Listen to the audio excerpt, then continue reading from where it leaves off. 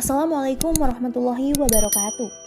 Koperasi Sarekat Islam tak bisa dilepaskan dari eksistensi Sarekat Dagang Islam yang kemudian berubah menjadi Sarekat Islam.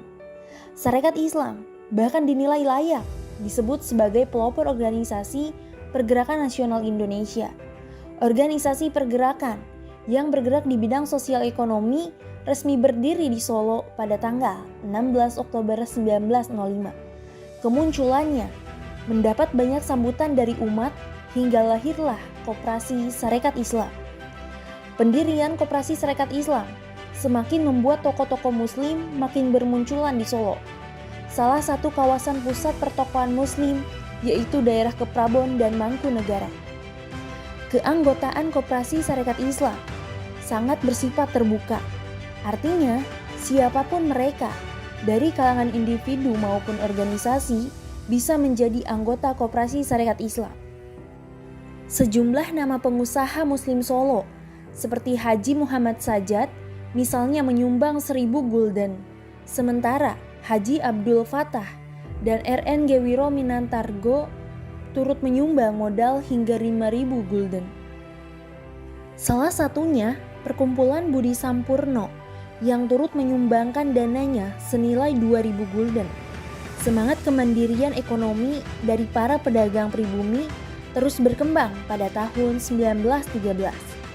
Kegiatan semacam ini terus berlanjut sampai hari ini pada tahun 1913 dan Koperasi Sarekat Islam dikelola oleh pegawai Kepatihan Surakarta, kata Andi Tiawan Soeharto dalam bukunya Sarekat Islam Surakarta 1912 hingga 1913.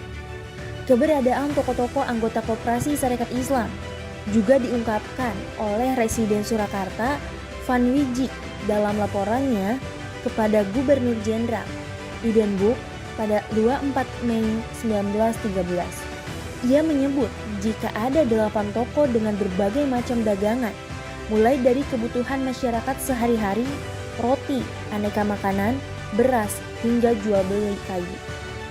Keberadaan toko-toko tersebut menjadi saingan utama para penguasa Tionghoa, sebab omset harian mereka yang cukup tinggi hingga 100 gulden. Menurut Adityawan Soeharto, para pribumi yang sudah menjadi anggota Sarekat Islam kemudian menjadi pelanggan tetap dan mereka hanya jual beli antar sesama anggota Sarekat Islam. Perkembangan toko-toko yang menjadi anggota Koperasi Sarekat Islam tak bisa dilepaskan dari campur tangan Haji Samanhudi. Ia adalah orang yang turut membantu dalam memberikan modal dan pendirian toko-toko. Sebenarnya, upaya untuk mendatangkan bantuan modal oleh pihak Sarekat Islam kepada pemerintah kolonial Belanda telah sering diupayakan. Namun, pengajuan permohonan bantuan modal sering ditolak oleh pihak Residen Surakarta. Menurut Aditya Soeharto, dalam laporan dari Van Wijik menyatakan bahwa permohonan atas bantuan modal ekonomi dari anggota SI Surakarta sangat banyak. Permohonan itu tidak memenuhi persyaratan hukum. Selain itu, pengurus Sarekat Islam tidak memiliki suatu advokat khusus untuk mengurus masalah modal tersebut. Pada saat yang sama, Belanda juga terkesan membatasi gerakan Sarekat Islam. Residen Surakarta melarang Sarekat Islam untuk merekrut anggota baru sebagaimana kebijakan Gubernur Hindia Belanda pada Juni 1913. Belanda sangat khawatir dampak dari semakin banyaknya anggota dari Sarekat Islam akan semakin besar pula kekuatan umat Islam. Salah satunya, Belanda khawatir akan munculnya kesadaran untuk tolong-menolong antar sesama umat Islam. Dalam perjuangan Sarekat Islam tak pernah berhenti ketika mereka dihambat oleh pihak kolonial mereka tetap bergerak melakukan sejumlah terobosan. Pasca kongres pertamanya pada Maret 1913, Sarekat Islam semakin mantap dalam langkahnya. Para tokoh-tokoh Sarekat Islam bergerak dengan cara mencari simpati dan juga dukungan dari berbagai kalangan umat Islam, terutama di daerah-daerah. Hal inilah yang dilakukan oleh R. Joyo Raharjo selama di Trucuk dan Pedan. Terbentuknya Sarekat Islam di Trucuk dan Pedan membuat para anggota Sarekat Islam yang mayoritas dari para kuli perkebunan menjadi makin kuat solidaritas persaudaraannya.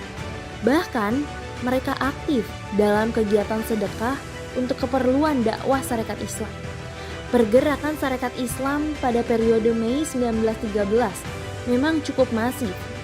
Sarekat Islam berhasil merangkul para priai lokal untuk terlibat aktif dalam membangun jaringan ekonomi di kawasan Solo Raya, baik dari Klaten, Boyolali, Sukoharjo, hingga Sragen.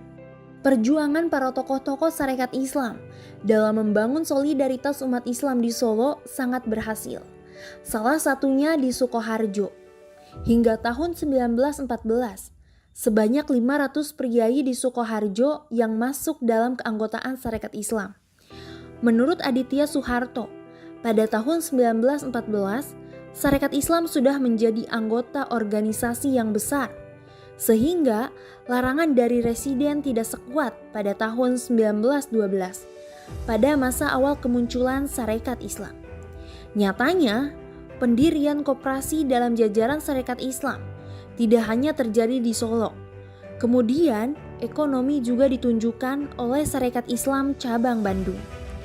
Surat kabar The Express edisi 3 Mei 1913 misalnya mengungkapkan, jika Sarekat Islam Bandung sepakat untuk mendirikan 2 koperasi, yaitu koperasi tersebut masing-masing diberi nama Jaya Kumulan dan Rukun Wargi. Bagaimana menurut kalian? Silahkan tulis pendapat kalian di kolom komentar.